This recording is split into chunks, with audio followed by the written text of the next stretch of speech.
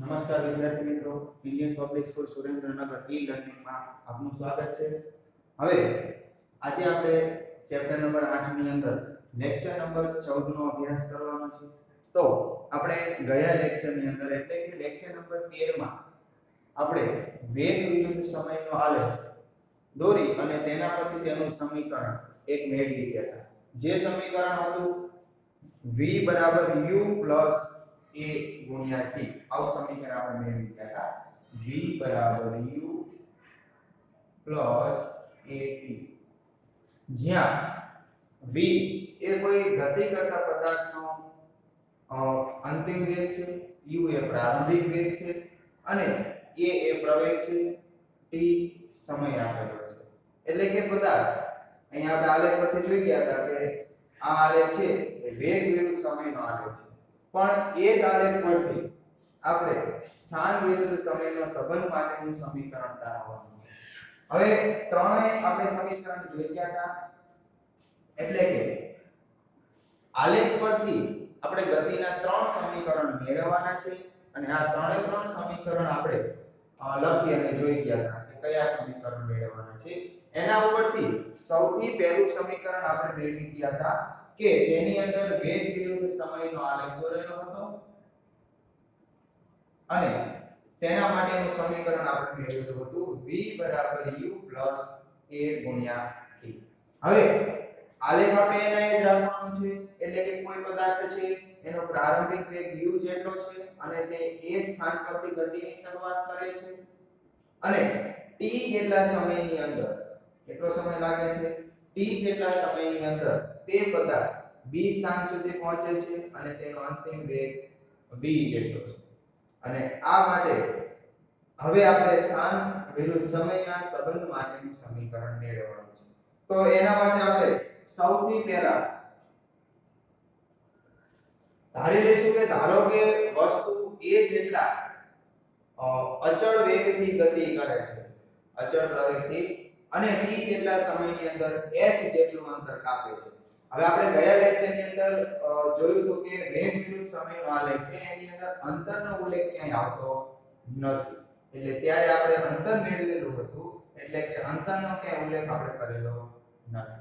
પણ અહીંયા આ જે સમીકરણ મેળવવાનું છે એ સમીકરણ અહીંયા લખી રાખો તો એ સમીકરણ આવા પ્રકારનું છે કે જેની અંદર s મેળવવાનો છે આપણે, એટલે કે s બરાબર ut ગુણ્યા ut પ્લસ 1/2 at નો વર્ગ, આવા પ્રકારનું સમીકરણ આપણે અહીંયા મેળવવાનું છે।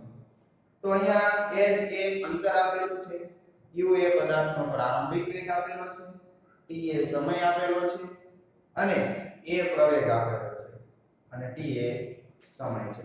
તો સૌથી પહેલા આપણે લખીએ કે ધારો કે વસ્તુનું અથવા તો પદાર્થનું a જેટલા અચળ પ્રવેગથી અને t સમયમાં s જેટલું અંતર કાપે છે। આપણે પહેલા એવું લખી નાખીએ કે ધારો કે વસ્તુ શું છે, ધારો કે વસ્તુ a જેટલા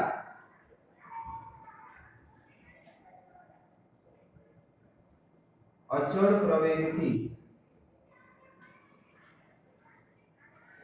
t સમયમાં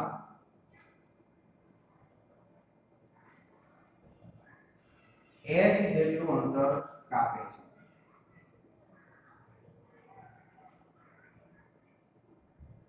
કેટલું અંતર કાપે છે, s જેટલું અંતર કાપે છે। તો હવે આપણે અહીંયા શું મેળવવાનું છે, અહીંયા અંતરનો આપણે ઉલ્લેખ કરેલો છે, તો આપણે અહીંયા અંતર મેળવવાનું છે।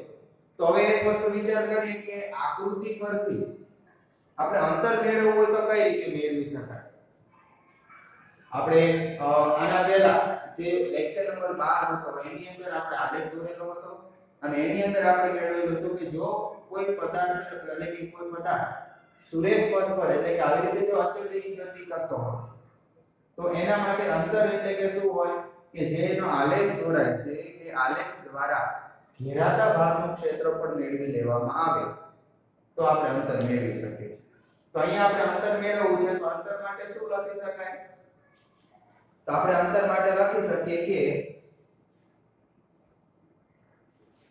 અહીંયા ઘેરાતો ભાગ એટલે કેટલો થશે કે તો લખી શકીએ કે આકૃતિમાં વસ્તુ દ્વારા કપાયેલ અંતર એ વેગ સમયના આલેખ AB જે આપેલો છે, આલેખ AB આપેલો છે, એના દ્વારા જે ભાગ ઘેરાય છે એટલે કે અહીંયા એક આ ભાગ ઘેરાય છે અને એક આ નીચેનો ભાગ ઘેરાય છે.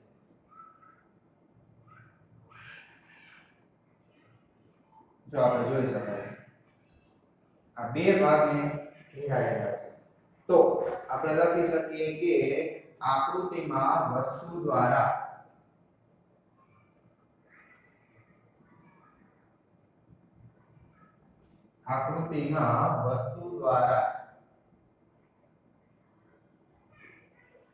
આપણે મેળવવું હોય તો જો આકૃતિ છે, કઈ આકૃતિ છે તો વસ્તુ દ્વારા ઘેરાતો ભાગ, વસ્તુ દ્વારા કપાયેલ અંતર એ શું થશે AB દ્વારા ઘેરાયેલા ભાગનું ક્ષેત્રફળ થશે.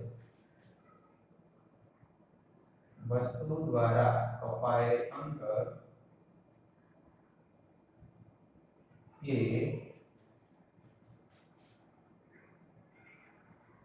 વેગ વિરુદ્ધ સમયના આલેખ પરથી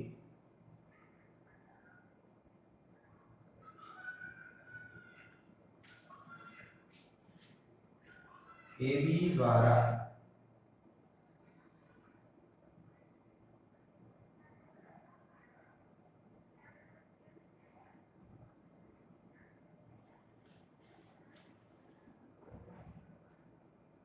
આલેખ AB દ્વારા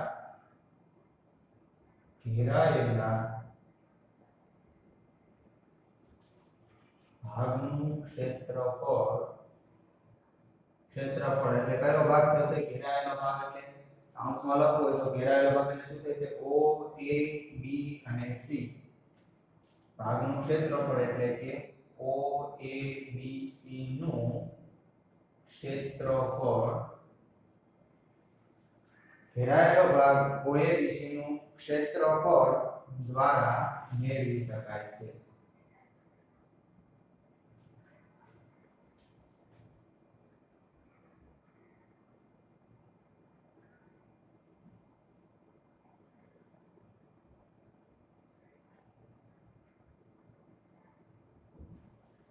બરોબર, કયો ભાગ ઘેરાય છે O A B અને C.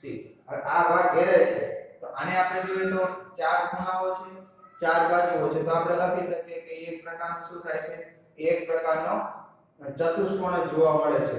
પણ અહીંયા સમલંબ ચતુષ્કોણ છે કારણ કે બે બાજુઓ છે સમાંતર આવેલી છે, તેથી આ ચતુષ્કોણ કેવો થશે સમલંબ ચતુષ્કોણ થાય છે.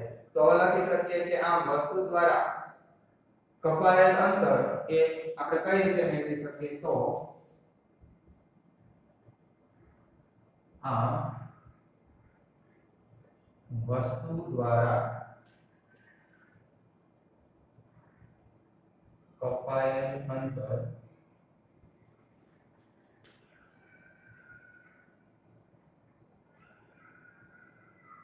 નીચે મુજબ મેળવી શકાય. અંતર મેળવવું છે તો અંતર S બરાબર O A B C નો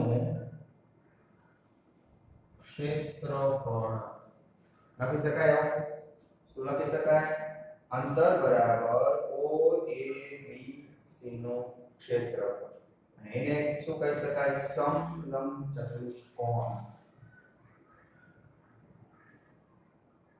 સમલંબ ચતુષ્કોણ થાય છે.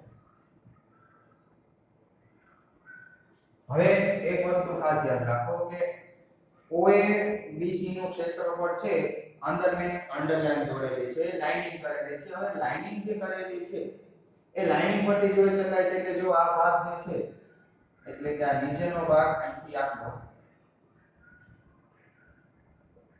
આ ભાગ લંબચોરસ છે, આ ભાગ કાટકોણ ત્રિકોણ છે. તો એના પરથી આપણે આના બે ભાગ કરી શકીએ. તો બે ભાગમાં વિભાજિત કરવું હોય તો અંતર S બરાબર ચતુષ્કોણ અથવા તો એને લંબચોરસ કહીએ તો જો બે બાજુઓ સરખી છે સામસામે તો લંબચોરસ OABC નું ક્ષેત્રફળ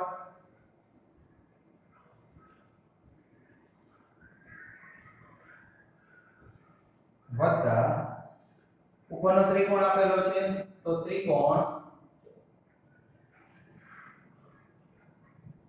કયો થશે A B અને D નું ક્ષેત્રફળ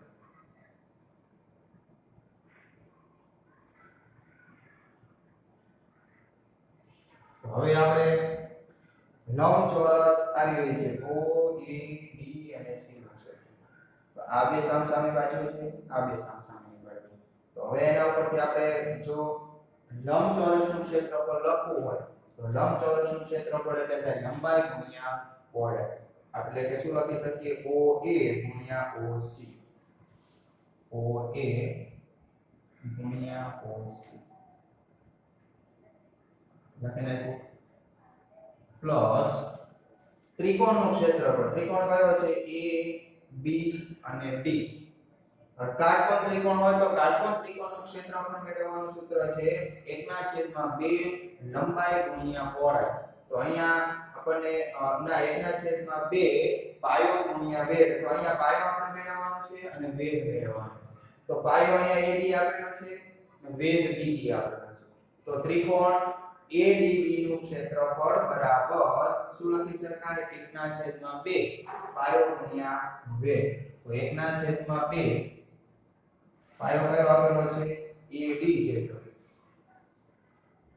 જેટલો પાયો છે અને વેધ BD જેટલો આપેલો છે BD જેટલો વેધ આપેલો છે આ દરેકની આપણી પાસે કિંમત હોય આપણે મૂકી શકીએ તો કિંમત આપણે મેળવીએ તો OA ચાલો OA ની કિંમત કેટલી છે અહીંયા કેટલી છે આ બંને સાઈડ સરખી છે એટલે કેટલી છે U જેટલી છે OA બરાબર BC બરાબર U ચાલો એ કિંમત લખી નાખી ત્યાર પછી બીજી કિંમત આપેલી છે OC ની તો OC બરાબર AD બરાબર B ના B નો કેટલું છે અહીંથી આટલું માં T જેટલું છે T બે કિંમત મળી ગઈ હવે કોની બાકી છે કિંમત OA આવી ગયા BC આવી ગયા આપણે જરૂર નથી પણ લઈ લીધી છે ચાલો પણ BD ની કિંમત આપણને મળતી નથી તો BD ની કિંમત મેળવવા માટે અહીંયા સાઈડમાં હું લખી દઉં છું કે BD ની કિંમત મેળવવા માટે આપણે આના અગાઉનો આલેખ જે આપણે જોયેલો હતો એની અંદર પ્રવેગનું સૂત્ર વાપરેલું છે તો પ્રવેગ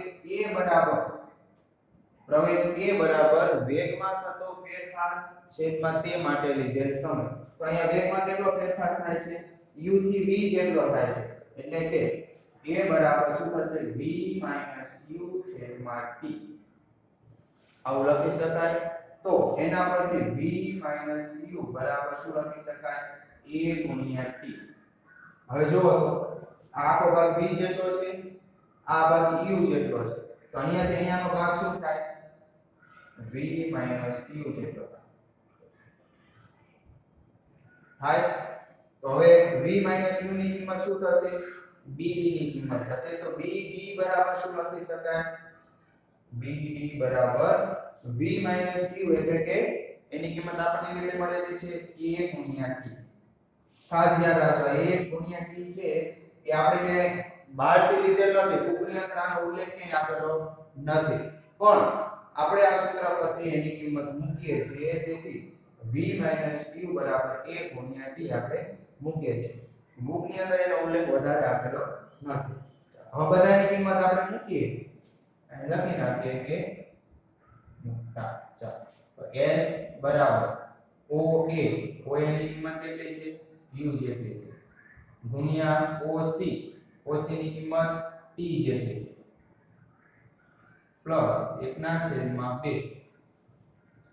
AD ની કિંમત કેટલી છે a થી d ની કિંમત એટલે o થી c ની કિંમત કેટલી થાય t ચાલો અને b ગુણ્યા d ની કિંમત આપણે મેળવી લીધી a ગુણ્યા t ચાલો દરેકની કિંમત મૂકી દીધી છે અહીં લખી શકાય s બરાબર ut પ્લસ 1/2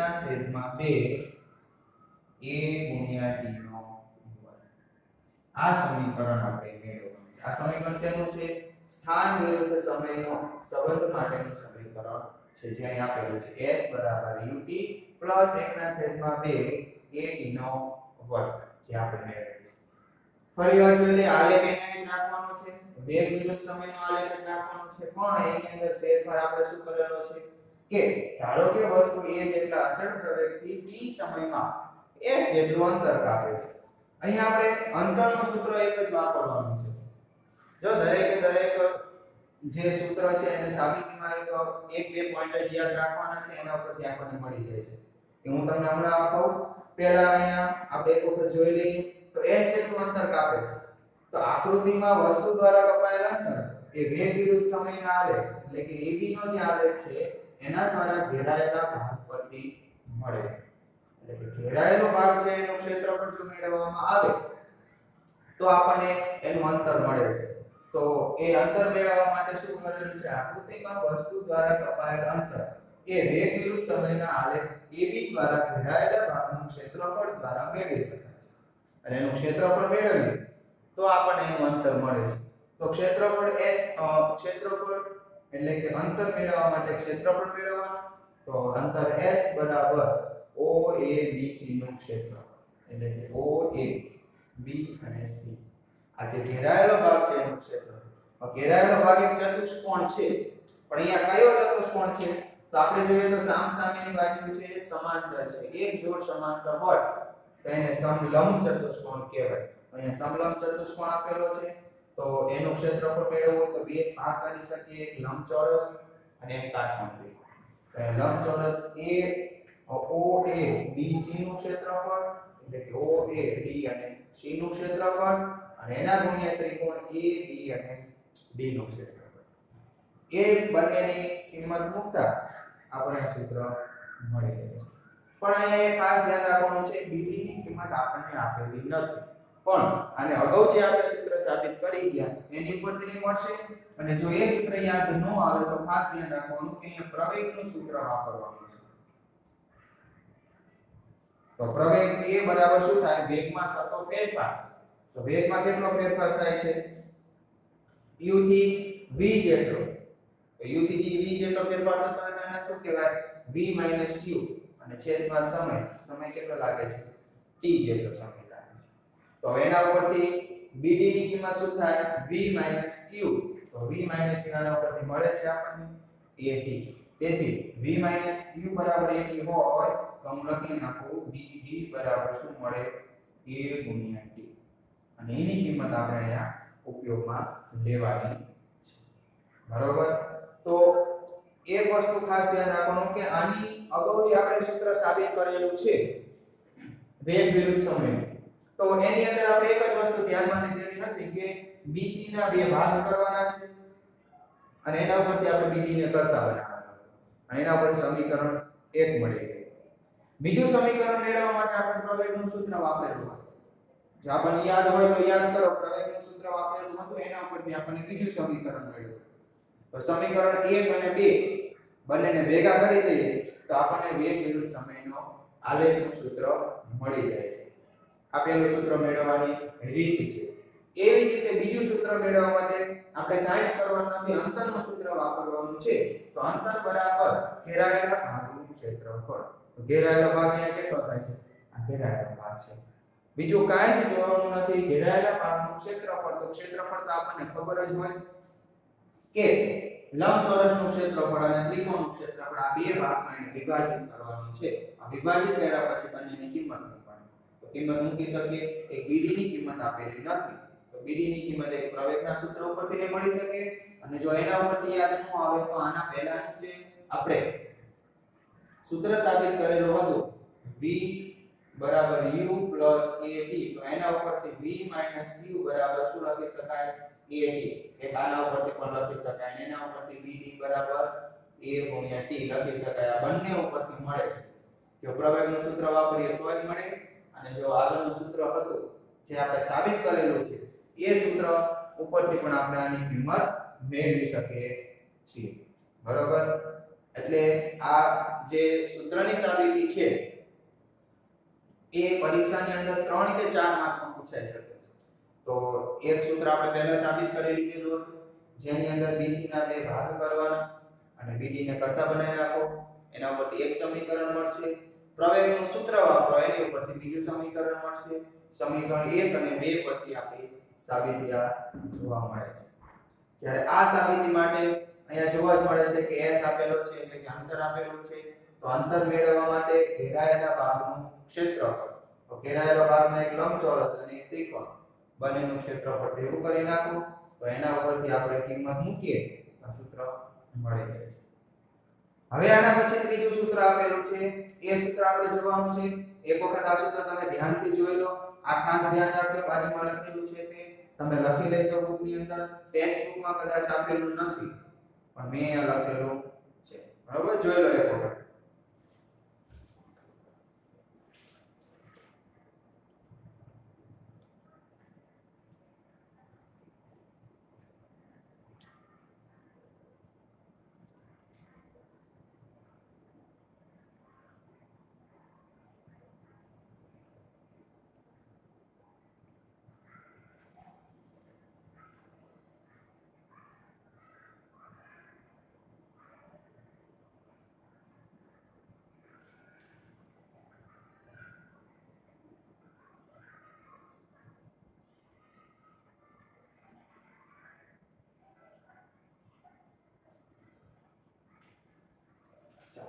બધાએ જોઈ લીધું હશે એક વખત લખાઈ પણ ગયું હશે હવે એના પછી આપણે ત્રીજું સૂત્ર સાબિત કરવાનું છે તો એ ત્રીજા સૂત્ર માટે પણ આકૃતિ આને આ જ રહે છે તો હું બાકીની જે વસ્તુ છે એ અહીંયા ભૂસી નાખું છું અને આકૃતિ આપણા માટે ઉપયોગમાં લેવાની છે બરોબર તો જોઈએ આપણે અહીંયા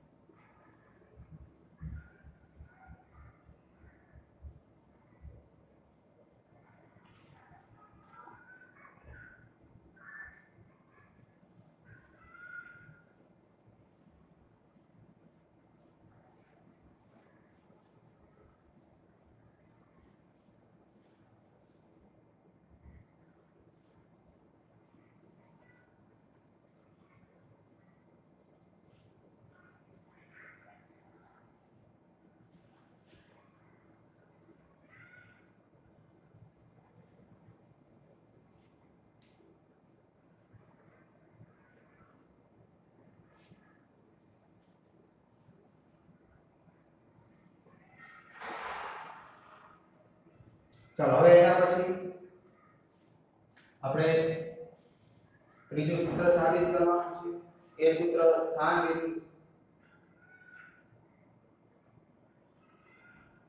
સ્થાન વિરુદ્ધ વેગનું વેગ વચ્ચેનો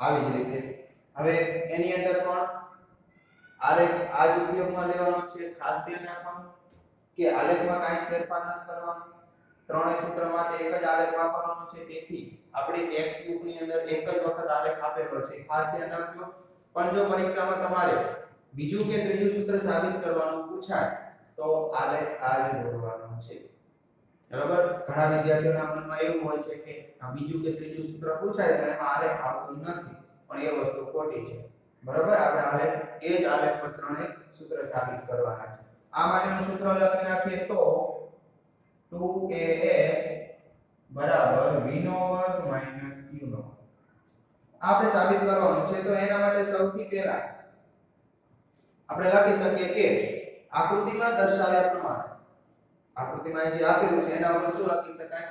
આકૃતિમાં દર્શાવેલ વેગ વિરુદ્ધ સમયના આલેખ પરથી અચળ પ્રવેગ a દ્વારા t સમયમાં કપાયેલ અંતર s એ આલેખ દ્વારા સમલંબ ચતુષ્કોણ AOABC નું ક્ષેત્રફળ અથવા તો દ્વારા ઘેરાયેલા ભાગના ક્ષેત્રફળ પરથી મેળવી શકાય. તો લખીએ કે આકૃતિ પરથી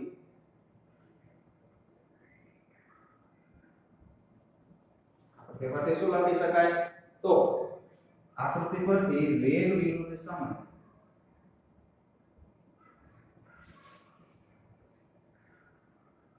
આકૃતિ પરથી વેગ વિરુદ્ધ સમયના આલેખ પરથી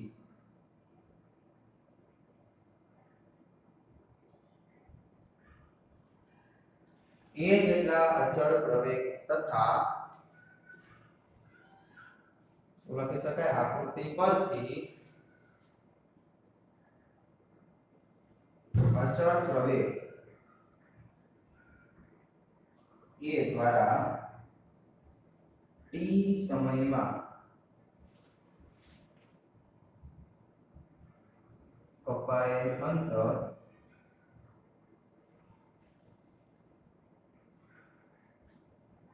આલેખ દ્વારા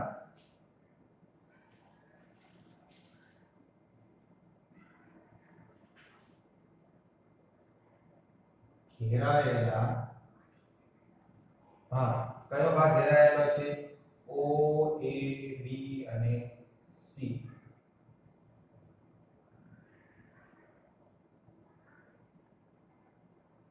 ના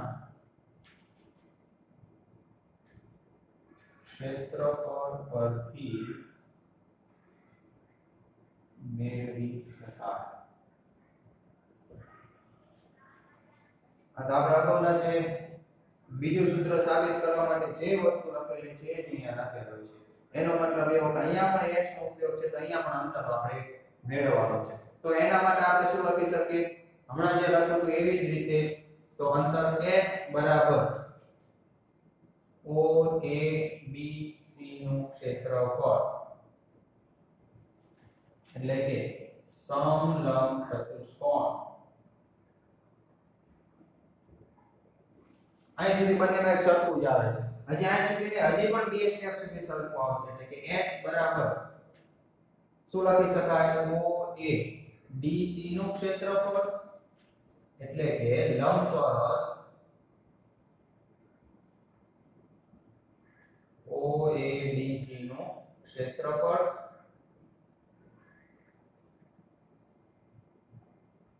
પ્લસ ત્રિકોણ ABD નું ક્ષેત્રફળ. બેમાં સરખું છે. બંનેનું આપણે સૂત્ર લખીએ તો s બરાબર લંબાઈ ગુણ્યા પહોળાઈ એટલે AO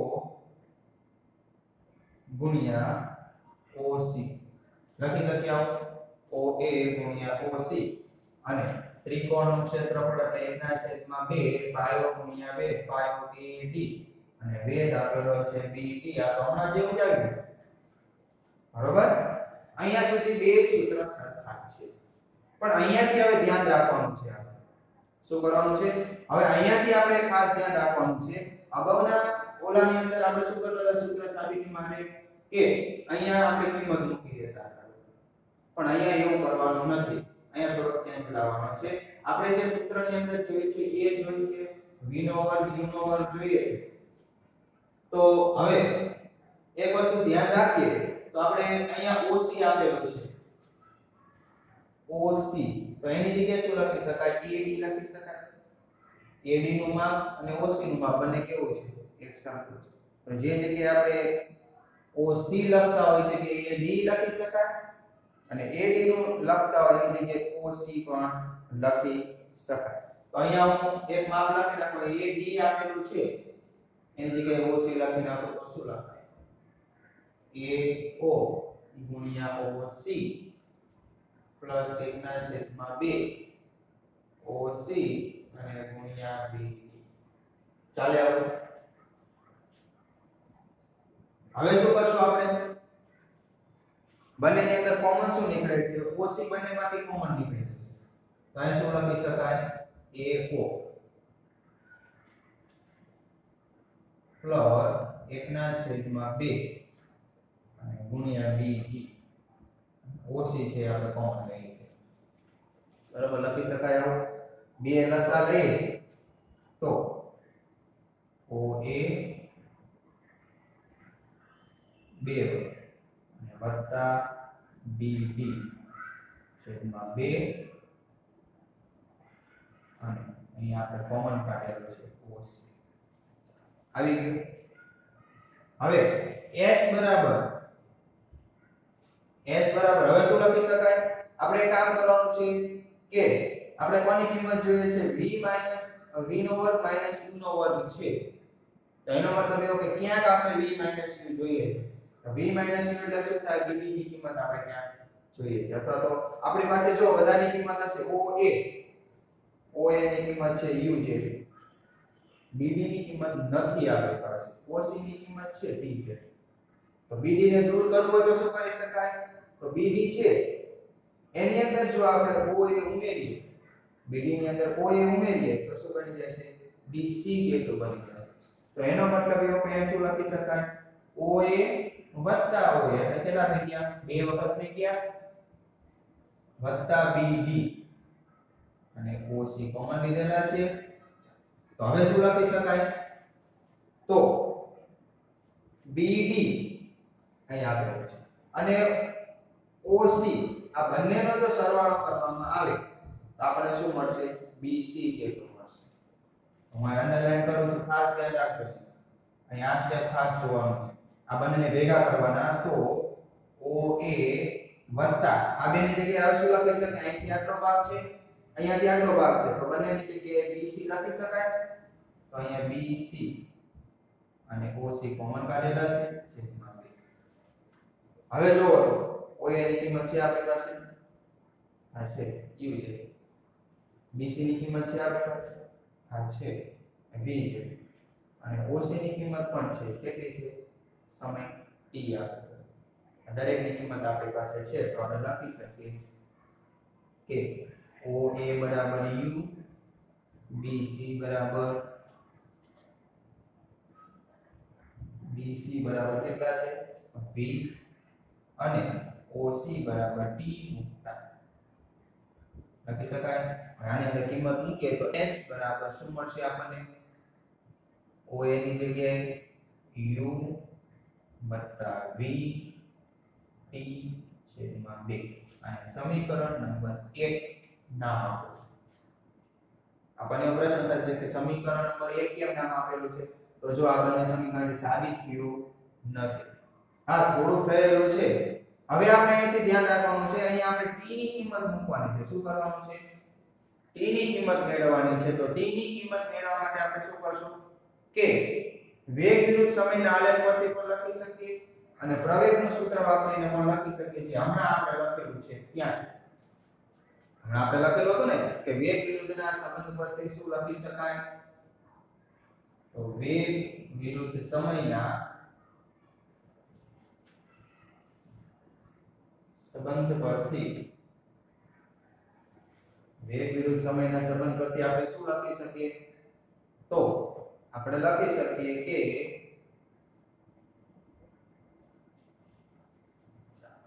તમને અહીંયા સુધી મને લાગે છે દેખાશે નહીં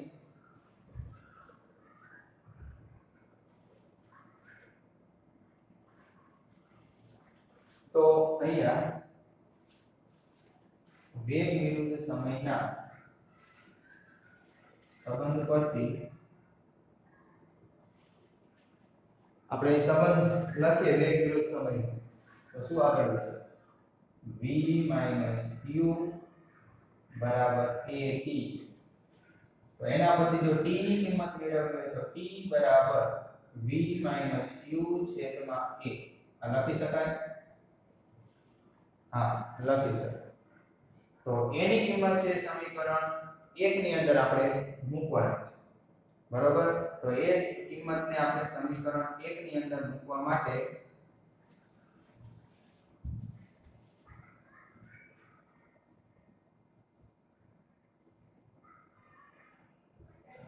તો t ની કિંમત સમીકરણ 1 માં મૂકતા કિંમત મૂકી દઈએ તો શું આવશે s બરાબર u plus v છેદમાં 2 ગુણ્યા t ની કિંમત મૂકવાની છે v minus u અને છેદમાં a.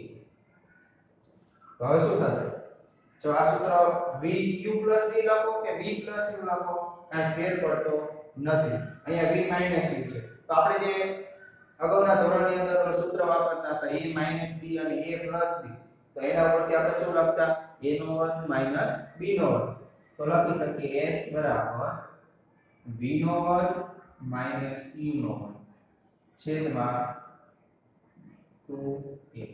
2a ને આ બાજુ ઉપર ગણી દઈએ તો આપણને સૂત્ર મળશે s તો આપેલો છે તો 2as બરાબર v નો વર્ગ minus e નો વર્ગ. જે સૂત્ર આપણે સાબિત કરવાનું છે એ સૂત્ર આપણને મળી જાય છે. બરોબર અહીંયા ખાસ ધ્યાન રાખજો ને આપણે લખેલું છે તે અહીંયાથી અલગ ભાગ પડે છે. તો હવે ફરીવાર આપણે જોઈ લઈએ તો શું કરવાનું છે આપણે તો સૂત્ર નંબર 2 ની જે સાબિતી કરેલી છે એની અંદર અહીંયા સુધી તો બંનેમાં સરખું છે પણ અહીંયાથી ફેરફાર ક્યાં કરવાનો છે તો OC અને AD બંને એક જ છે તો એને આપણે કોમન કાઢી શકીએ.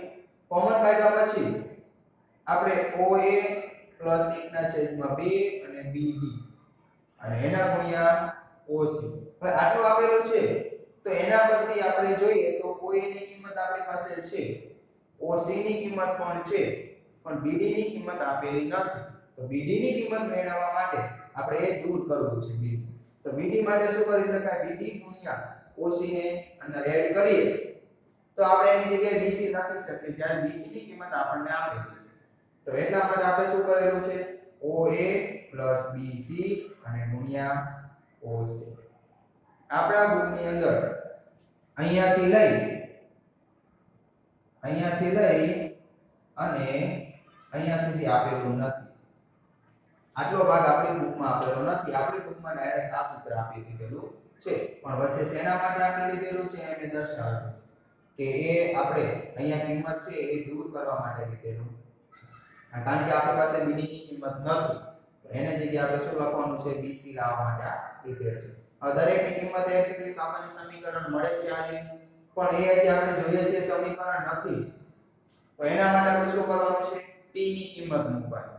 t ની કિંમત મૂકવા માટે આપણે શું કરશું વેગ વિરુદ્ધ સમયનો સંબંધ છે એના પરથી આપણે t ની કિંમત લઈએ એ t ની કિંમત આની અંદર મૂકી દઈએ પછી આપણે સૂત્ર વાપરી શકીએ કે a - b અને a + b બરાબર a નો વર્ગ - b નો વર્ગ એ સૂત્ર પરથી આપણે સાબિત કરી શકીએ. તો હવે એક વસ્તુ વિચાર કરો કે સૂત્ર પહેલાની સાબિતી કરવાની હતી ત્યારે આપણે BC ના બે ભાગ કરેલા છે અને પ્રવેગનું સૂત્ર વાપરેલું છે એટલે કે BC ના ભાગ કરીને સમીકરણ નંબર 1 મેળવેલું હતું અને પ્રવેગનું સૂત્ર વાપરીને સમીકરણ નંબર 2 મેળવેલું.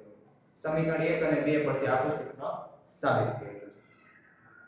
બીજા સૂત્રની સાબિતી કરવા માટે આપણે શું કરેલું છે તો ઘેરાયેલા ભાગનું ક્ષેત્રફળ એના પરથી આપણને અંતર મળે છે તો અંતર બરાબર ઘેરાયેલા ભાગનું ક્ષેત્રફળ એ સૂત્ર વાપરી અને અહીંયાથી ડાયરેક્ટ આપણે શું કરી દીધેલું હતું એની કિંમત એડ કરેલી એટલે કે પ્રવેગનું સૂત્ર વાપરી અથવા તો આ સૂત્રનો ઉપયોગ કરી અને આપણે એની અંદર કિંમત એડ કરેલી છે એટલે કે BD ની કિંમત આમાંથી આપણે મૂકેલી એટલે સમીકરણ નંબર 2 સાબિત થાય છે અને સમીકરણ નંબર 3 સાબિત કરવા માટે આપણે સૂત્ર તો એ જ વાપરવાનું છે અંતર બરાબર ઘેરાયેલા ભાગનું ક્ષેત્રફળ અને ત્યાર પછી અહીંયાથી ફેરફાર થાય છે આપણે OC ને કોમન કાઢી અને આપણી બુકની અંદર ડાયરેક્ટ આ કિંમત આપેલી છે પણ આપણે આ ડાયરેક્ટ મૂકવાનું નથી એની સાબિતી તૈયાર કરવાની છે આપણે ખાલી મૂકવાનું નથી કઈ રીતે કિંમત મળે છે એ આપણે અહીંયાથી લખવાનું છે બરોબર. આ ત્રણ સ્ટેપ બુકની અંદર આપેલા નથી એ ખાસ ધ્યાન રાખજો. તો અહીંયાથી આપણે એ કોમન કાઢીએ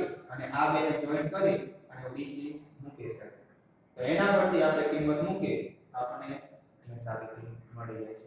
અહીંયા આપણે બે જ વખત ધ્યાન રાખવાનું છે અહીંયા અને અહીં.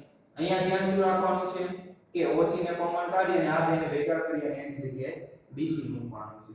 અને આની અંદર t ની જગ્યાએ કિંમત મૂકવાની છે, ખાસ ધ્યાન રાખવાનું. અને t ની જગ્યાએ જે કિંમત છે એ આપણને બે વિરુદ્ધ સમયના આલેખ પરથી મળી જાય, એટલે કે સૂત્ર પરથી મળે છે.